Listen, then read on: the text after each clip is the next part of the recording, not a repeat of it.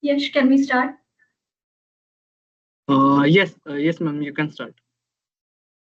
Okay. So, hello everyone. This is Nehal from Figment Global Solutions.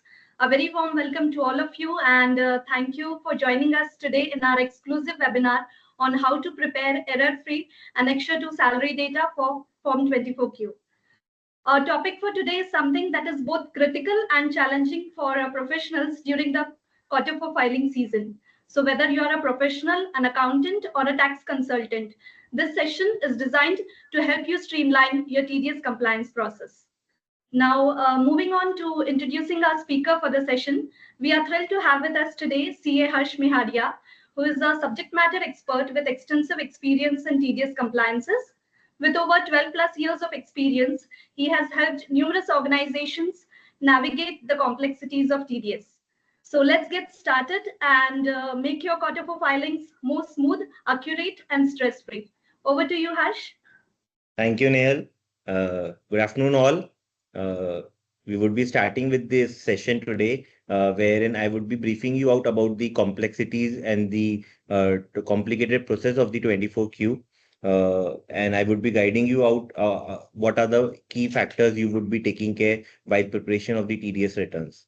So filing of TDS returns involve more than 50 fields, which needs to be incorporated while preparing the quarter four returns. And this has become very critical from last 2 years because all the information which we are filing in our TDS returns are getting pre-populated in the AIS and the income tax returns. So if at the time of filing of returns, if there is any error, the employees are facing too many problems and they are getting income tax notices based on the said information. So if we are not complying to those information and not filing the correct information, it will hamper the regular income tax return filing process of the employees.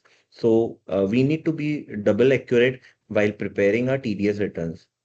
If we make any error, then process of TDS correction and re-updation of the income tax returns also take it also takes much time to get reflected. And during those time, employees may come across to the accounts departments again and again stating to correct the informations.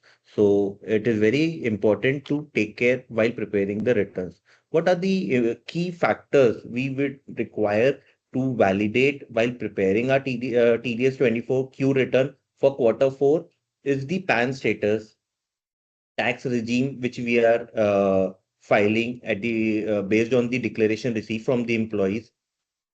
The very important Annexure-I versus Annexure-II data. What is Annexure-I and what is Annexure-II? I would be giving you a detailed idea in the session. Then preparation of TDS correction returns and cross-value updation in the AIS portal.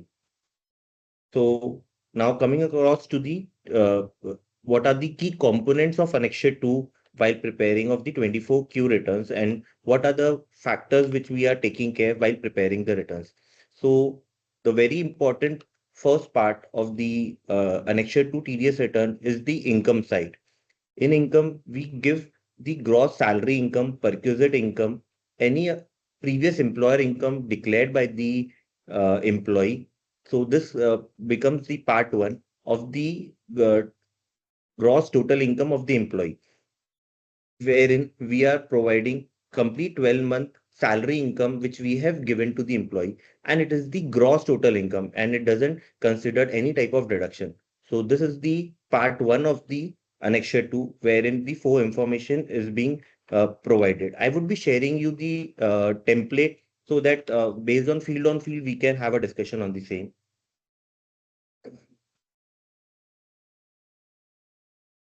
So this is the primary template of Annexure-II, which start with the employee PAN number. So this is the first field which we are mentioning in the salary Annexure-II return. Then the employee code, name of the employee, category of the employee. Category of employee is relevant for case of old regime, and for the new regime now it is not so much relevant, and in normal we can mention it as general. Then the very important field is whether we are opting for new regime or not. Then what is the period of employment. Based on this values, the part B values will be updated. What has been the period of employment of the employee? So as I previously explained you out, the first four components which we are entering in the salary Annexure-II return is the salary received by the employee from the previous employer. This figure will come from the declaration received from the employee. Then the second is the gross salary of the current employer, which is the gross salary which we have been keep reporting in the Annexure-I also. The second is value of perquisite of the current employer, and third is profit in lieu of salary of the current employer. The N column is the cumulative total of all this four values, and this becomes the total income from salary. Then this are the section 10 declaration comes, wherein the first value is the travel concession under section 10 subsection 5. Then that come gratuity on this value will come only in case when it is a retirement of when the person is being getting retired from the company. Then there is computed value of pension, cash equivalent of leave salary encashment, house rent allowance, amount of any other exemption under section 10. So these are the six component which needs to be properly mentioned uh, in the salary Annexure-II return of the TDS. Based on these values, the figures are getting pre-populated in the income tax return. Then U and V column are the cumulative values of section 10, and this is V column would be the subtraction of column N and column U. So this would become the net income tax under the heads of salary. Then we come across to section 16 deductions, wherein the first deduction would be the professional tax, which has a upper capping of 2,500 rupees. So maximum amount which is allowed under professional tax is 2,500 rupees. Then we come across to the entertainment allowance, which is allowed only to the government employees. And Y column is the standard deduction. This value will vary based on the old regime and new regime. So Z column will come the total of all the three deduction of section 16. Then in income tax return, we have to report the rental income and the interest paid on housing loan. So for self-occupied property under old regime, we are allowed for a deduction up to 2 lakh rupees on the head of interest paid on housing loan, whereas in new regime, no such deduction is allowed. Apart from that, we need to add up any rental income which we have received from the let out properties. And whatever interest which we have paid for let out property, the deduction can be claimed here of interest part. Then this is the last component of the income side, which is the other income. So this other income also come across from the declaration which has been submitted by the employees while declaring their salary incomes and the previous employer income. So this value also come from the declaration of the employee income from any other sources.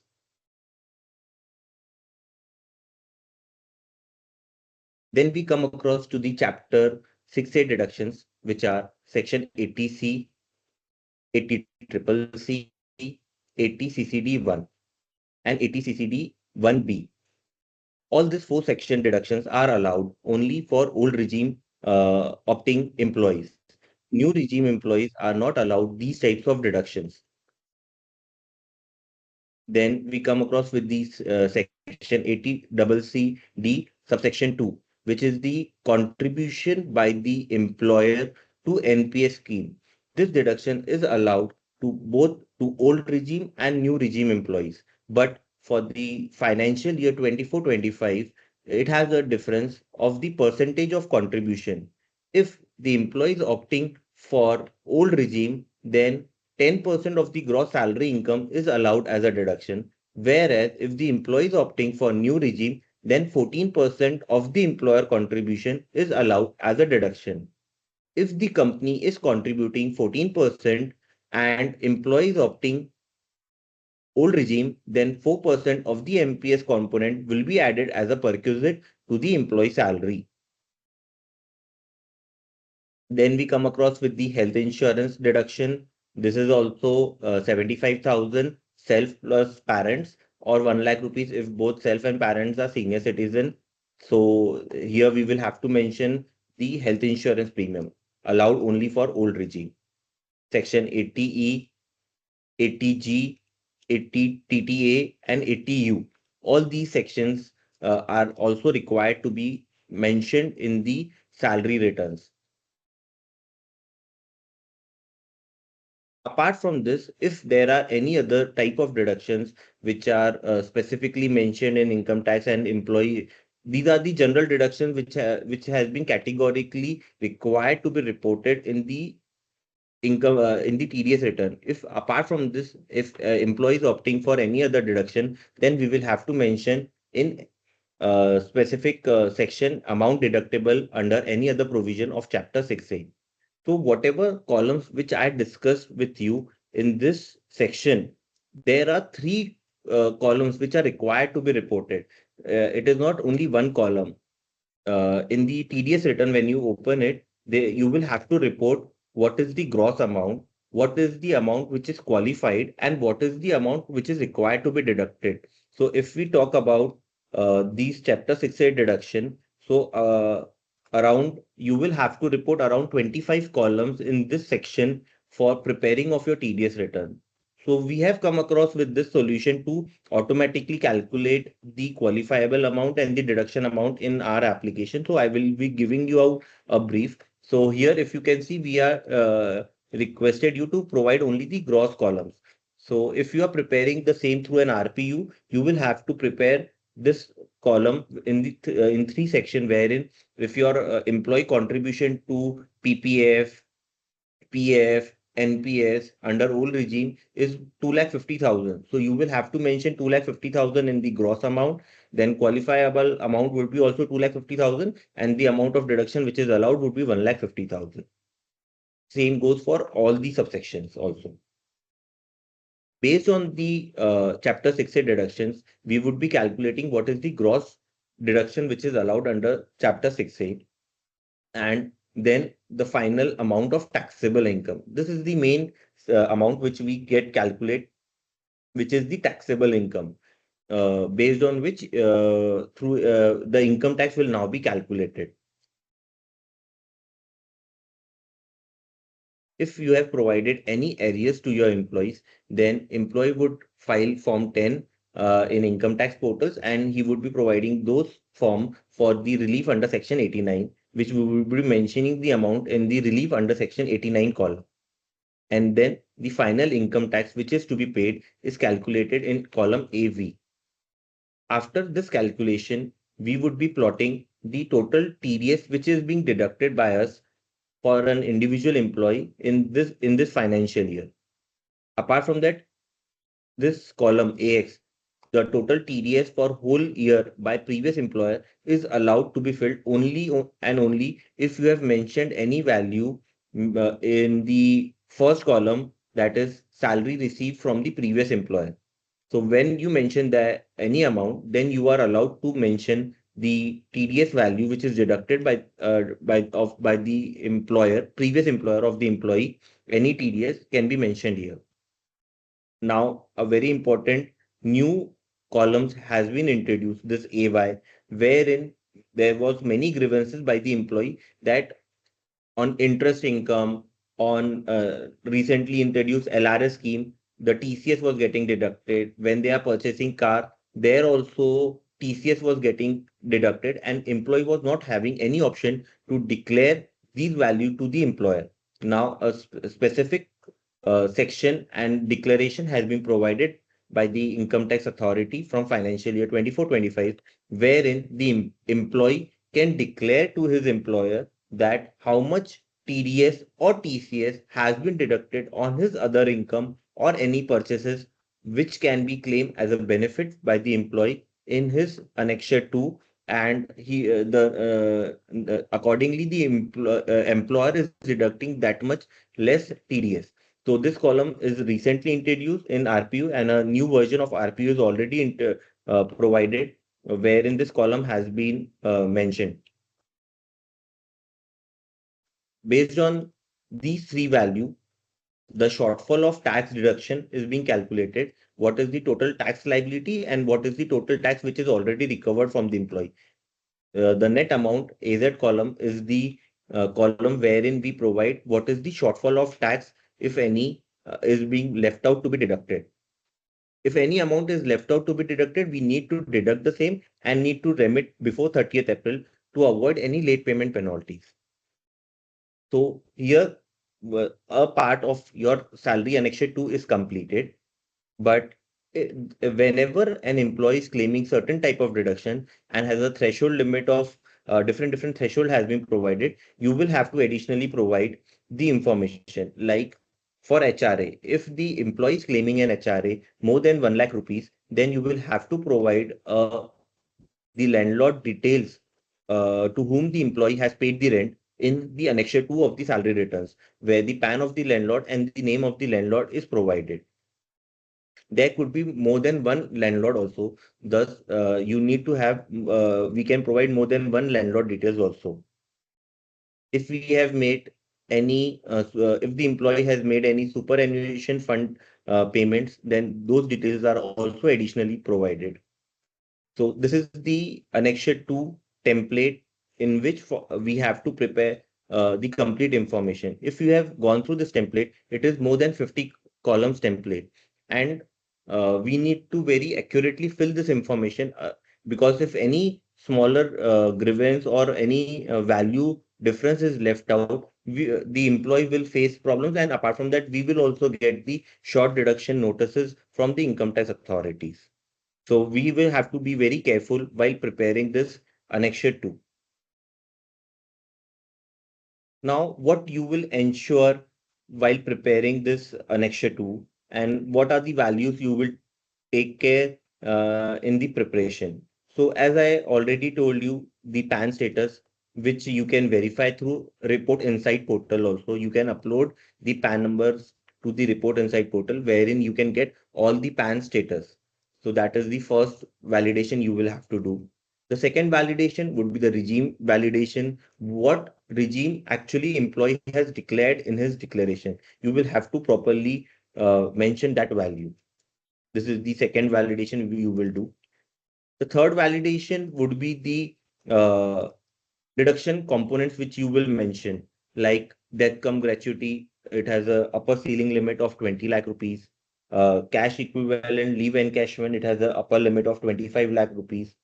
HRA based on three criteria, actual rent minus 10% of the salary and the other two criteria.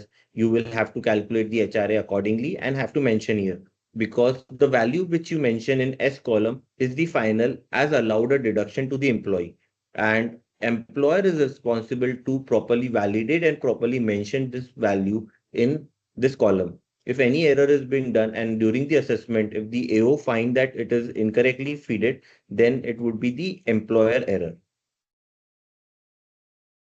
Then as I told you, for professional tax, it would be 2,500 rupees of limit.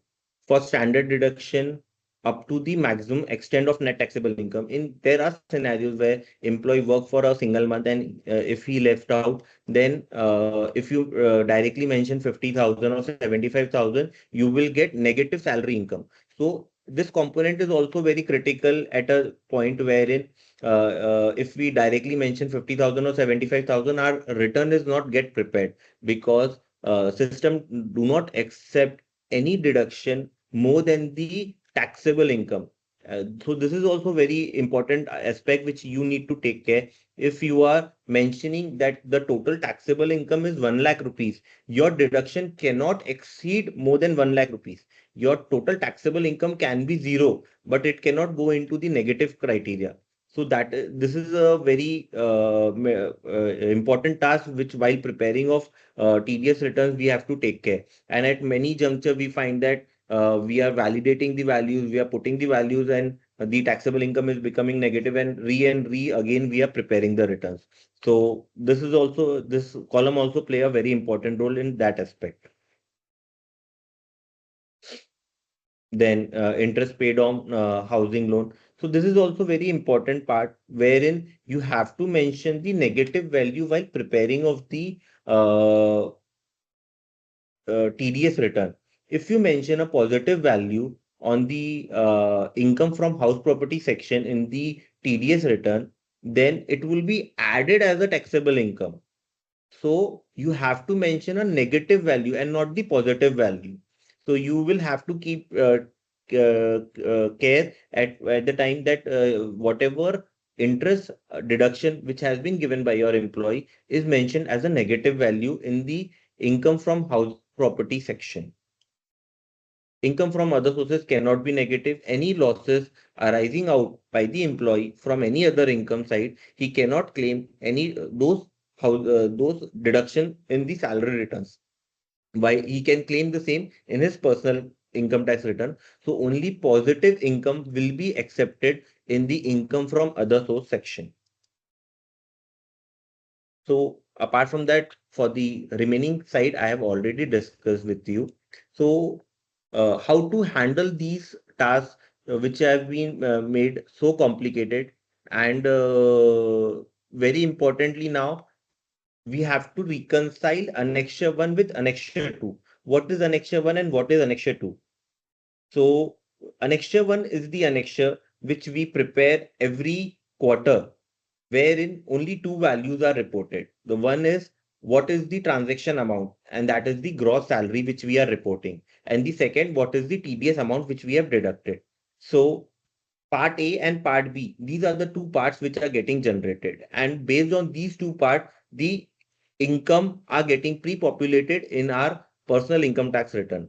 So if your part A is 100 rupees, your part B gross salary section, the first section of five values which I have told you should be 100 rupees. If there is any difference, income tax pre-population will take the higher value. If Annexure-II is having higher value, it will take that value, or Annexure-I is having higher value, it will take that value. And based on that, you will get too many grievances relating from your employees that the values which are quoting, my computation is not getting reconciled accordingly. So to handle this, we have a simple solution of tax CPC wherein you can easily log in, sign up, and you can prepare all this return wherein the gross values which I have told you, you have to mention only those gross values. All the deduction values will be auto calculated based on the limits and deductions. I would be sharing my screen and will be taking you through that application. So this is the application wherein you can easily log in. I have created a ID.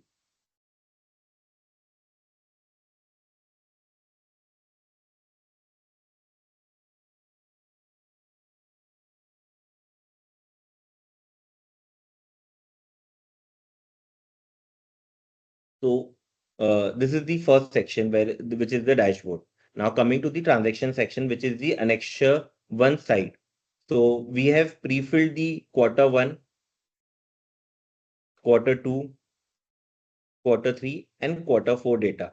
So this is the Annexure-I data which I have already informed you, which is being prepared based on the gross salary and the TDS. So this is the value, the transaction amount and the TDS amount, which we are regularly uploading to the government on every quarter. So Q1, 2, 3 has only these values. In Q4, additionally, we report Annexure-II. So this is the Annexure-II, which I explained to you. So here you can see that you can classify the complete data into the 9 section. The first section which I explained you was income from salary. The second section was income from house property, and the third section was income from house property. Now come across with the three deduction sections, which are ATC, ATD, and other deductions. And the third part comes out of the 9 columns, uh, the tax computation. What is the income tax which is getting computed? What is the amount of rebate based on the slab limits? The slabs are 3 lakh rupees, 5 lakh rupees, 7 lakh rupees, but we get a rebate up to a 7 lakh rupees of income. If my total income is less than 7 lakh rupees, it is zero taxation. Why it is zero taxation? Because of rebate, which has been increased to 25,000 for new regime and 12,500 for old regime. Then after give if my income is more than 7 lakh rupees, no rebate would be given to me and the tax would be calculated. So this comes, what is the net income tax payable, what is the TDS deducted, what is the net income tax by the previous employer, and the new section, what is the TDS or TCS other than salary income. So the template which I showcased you, this is the same data. I will again upload the same into the application and will showcase you how all the total columns are getting calculated, how the standard deductions are getting provided. As you can see in the Excel template which I was showcased you previously, it was not having any standard deduction value. So my system will automatically calculate the standard deduction values. So I'm deleting the old data which I'm showing you right now. So this data is getting deleted. So now there will be no data in my Annexure-II. I will re-upload that data.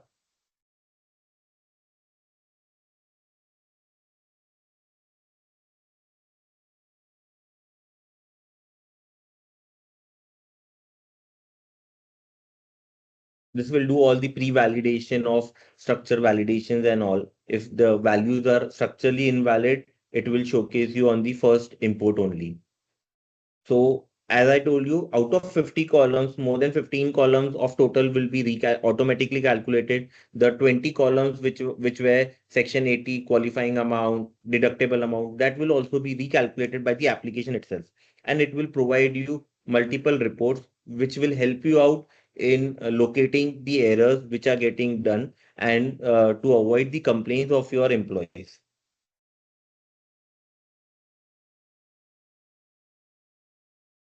So in the Excel template, there are no structure errors. So it has been properly taken into the account for. More than 10,000, 20,000 records, you can upload the same into the application within minutes. So this template has been uploaded. All the values are now available in the application.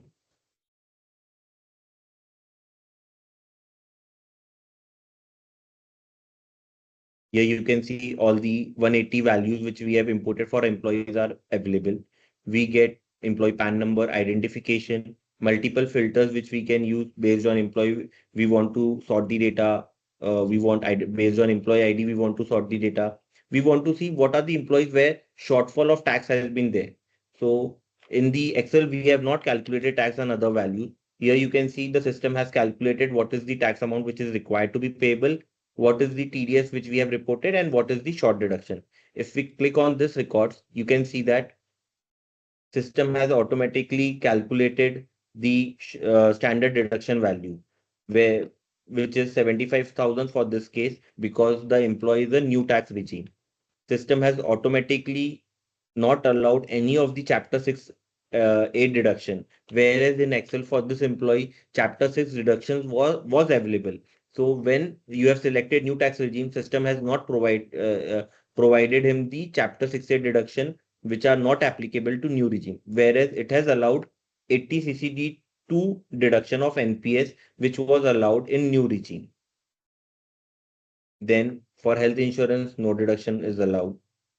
System has calculated the tax amount, the health and education cess amount, and what is the TDS. 58,000 is the tax which has already been deducted, whereas income tax payable is 58,755, and there is a shortfall of 83 rupees 58 paisa.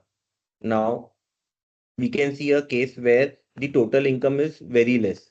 So here, if we go across to 5,000 rupees income, here you can see that the gross salary was 80,000. System has allowed 75,000 as a gross deduction, and then the net income is 5,000 rupees. I would be taking a small case where income is less than.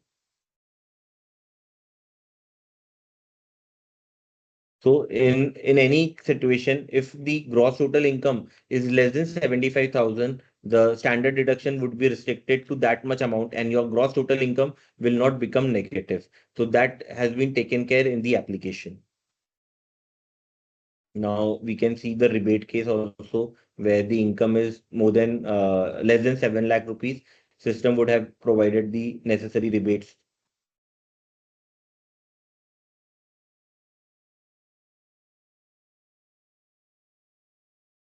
So here comes a case where the total income, the total taxable income which we are talking was 6,60,000. So here you can see that the system has given a complete rebate of 18,000 rupees and no tax is required to be deducted. Whatever tax has been deducted is will be refunded to the employee can claim a refund based on the new tax levy. So this application help you in auto calculation of all these values which would be manually calculated. Rebate value is need to be manually mentioned in the Annexure-II TDS return. So this become a very complicated task at every moment. If we change any of the upper value, all these values get rechanged.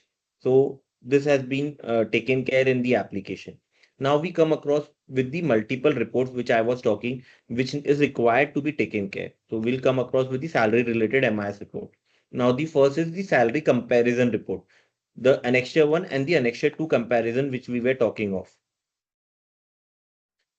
So if we open this report, we can find what are the values which are being provided to us. So here comes across the information. What is the branch office where the employee is located? What is the employee ID, PAN number, employee name? What is the gross salary which is we have reported in all the 4 quarters in Annexure-I? What is the gross TDS which we have reported in all the 4 quarters for Annexure-I? What are the number of counts? This is also very important value. Like you can see for this employee, we have uploaded 55 count of records. Actually, this would not be a case. Employee would get only one salary in a month. So in general, there would be 12 count. So this count also become a validation tool for us. So in this case, there are 55 transaction count which we have uploaded. And in Annexure-II, the amount of salary which we have reported is 19,20,000 and the TDS is 2,71,000. So we have a salary difference of 1,37,445. So this gives us an alarming point that okay, we have to correct our Annexure-I or Annexure-II because some or the other thing is missing out here. So this is a live report which we have created. You can update the values and again click on the report. It will regenerate the report on an immediate level. So see, new report has been generated. We have not changed any value, so this will remain same. Apart from that, we are giving you a month-wise summary. If we, in case we skip to enter any values or skip to mention any values, we will get a complete snapshot month-wise. What is the monthly transaction amount which we are reporting in Annexure-I and what is the TDS amount which we are reporting.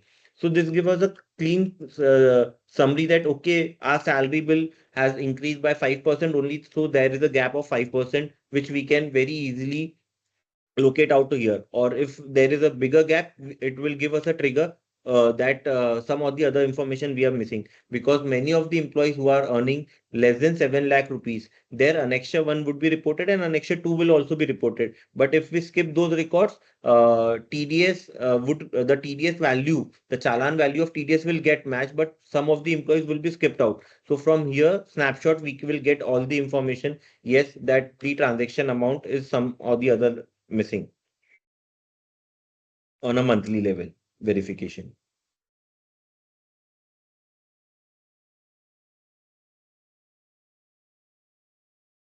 Excel file share हो रही थी ना screen पे Excel file आ रही है ना apart from that you will get top 20 records based on the transaction. So these are the general validation files which we have created. You can verify what are the top 20 records which we have reported in case of gratuity and all.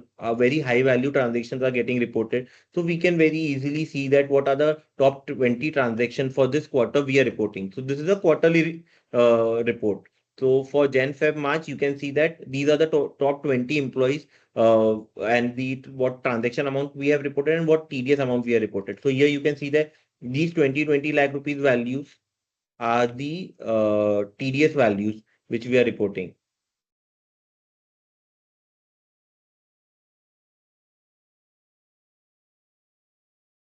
Apart from that, there are top 20 TDS records and employees having invalid PAN number. So these are the 5, 6 reports which we have created. Apart from that, we can customize based on your requirements also. In this application, anything we can very easily customize based on your requirement.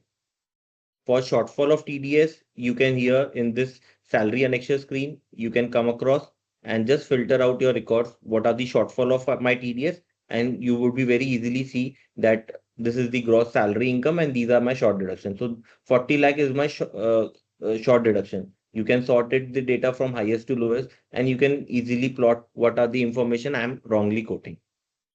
So this is a way where you can very easily help you out in preparation of your salary returns and Annexure-II. So I would request you all to just sign up into the tax EPC application and have a demo login created and have a look out of your information. This will help you out in very easily preparing all your salary returns. So over to you, Nehal, for any questionnaire. Thank you, Harsh. That was truly knowledgeable session on this preparation of Annexure-II salary data. I hope all our participants have truly gained some insightful points on this Q4 filing season. So let's now quickly move towards question and answer session. So if any of the participants have any questions, you can put in the chat box and we'll be happy to answer that. We have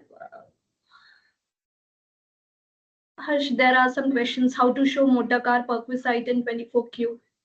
So it will show in the value of perquisite. It has a standard value based on the car CC limits. We have to calculate, we have to add that value while computing the gross salary of the income, and the same needs to be showed in the value of perquisite column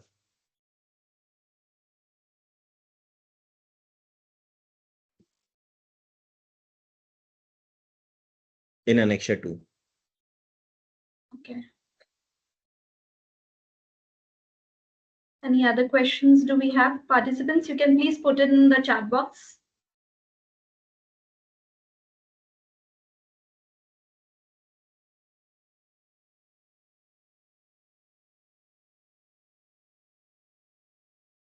It will be only taxable value.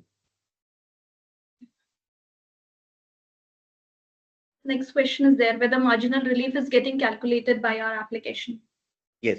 For what is marginal relief? Marginal relief is the component that wherever the salary income is more than 7 lakh rupees, up to the extent of around 21,000 rupees, there is a marginal relief component. So marginal relief and the tax is calculated based on that only. In our application, the tax which is getting calculated is giving the benefit of marginal relief also.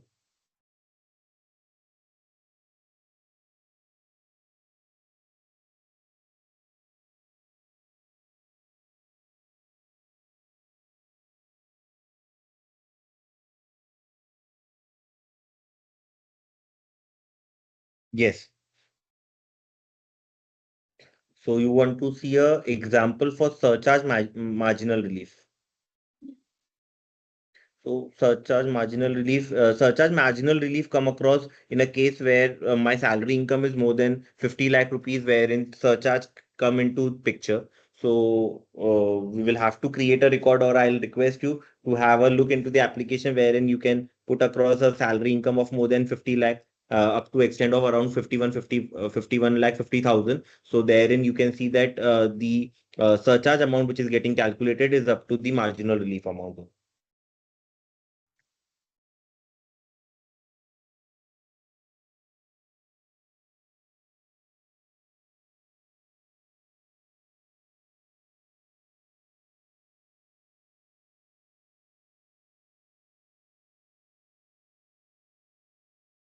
So Himanshu ji, you will have to add the employer NPS contribution into your gross salary, and you will have to separately disclose the deduction amount under section 80 CCD subsection 2 of the employer contribution.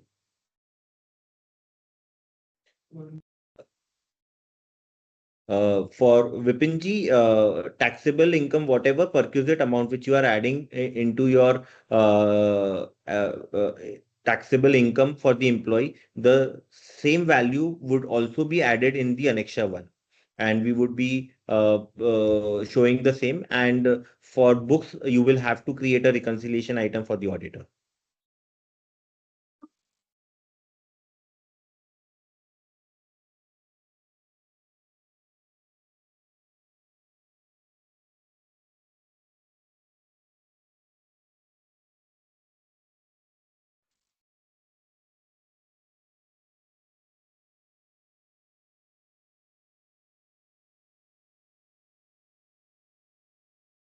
If you upload professional tax above 2,500, my application will restrict the same to 2,500, and accordingly your chapter 16 section 16 deduction would be recalculated.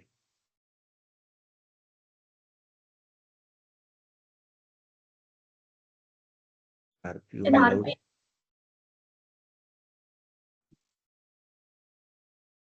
In RPU, it is allowed, but on a later stage, you will receive notices from the income tax authorities.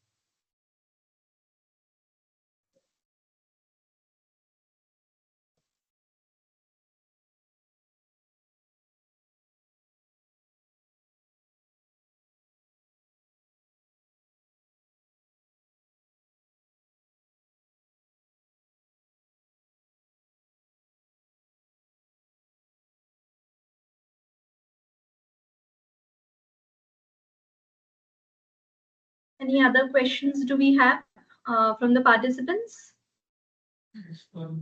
As per income tax, it is 2,500 rupees. It will come across only during the assessment or whenever the department give a bulk notice. If you have not received, it is not a goods it is the case is not closed. Income tax authorities can come across any time and give the notices for the same. Because as per income tax section 16, it is very categorically mentioned that the professional tax deduction would be restricted to 2,500 rupees.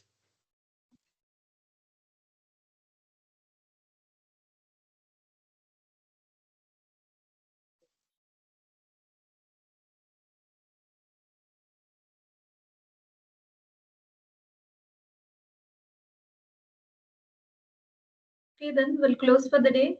I guess we have answered a good amount of questions. And in case if the participants still have any queries, yeah, there's one more. How inoperative PAN short deductions are calculated. So as I told you, all the PAN all the data when you upload into our application, we have a PAN verification facilities also incorporated in the same. So for PAN in operative cases and invalid cases, system will calculate 20% or 30% higher as per the slab rate, which we have validated to the traces calculation. So for inoperative PAN number, my application will calculate a higher tax only. And as per law also, it needs to be calculated on a higher side. I'll share the screen and show you. Yeah.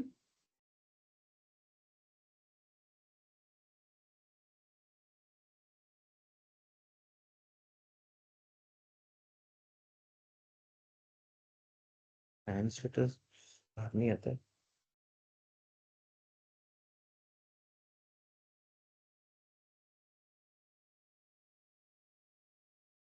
So here you can see a column, PAN verified column. So this is an inoperative PAN number. So you can see the total taxable income is 69 lakh rupees, and the total tax which we have calculated is 20 lakh 95,135. For all inoperative cases and invalid cases, health and education cess is not calculated. So here you can see that a higher tax rate on the income is getting calculated based on the income tax rules.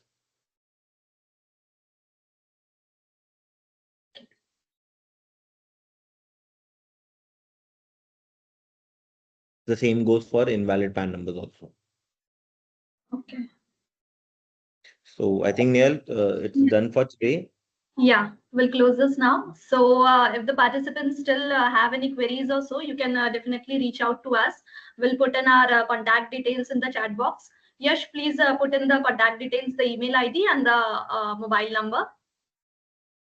And I would request all the participants to please go to tds.figmentglobal.com. We'll put in the URL in the chat box, and you can visit, create your own account, and try using the application and file the Q4 return with our application. So if you use, you'll get to know how our application will make your Q4 filing smooth.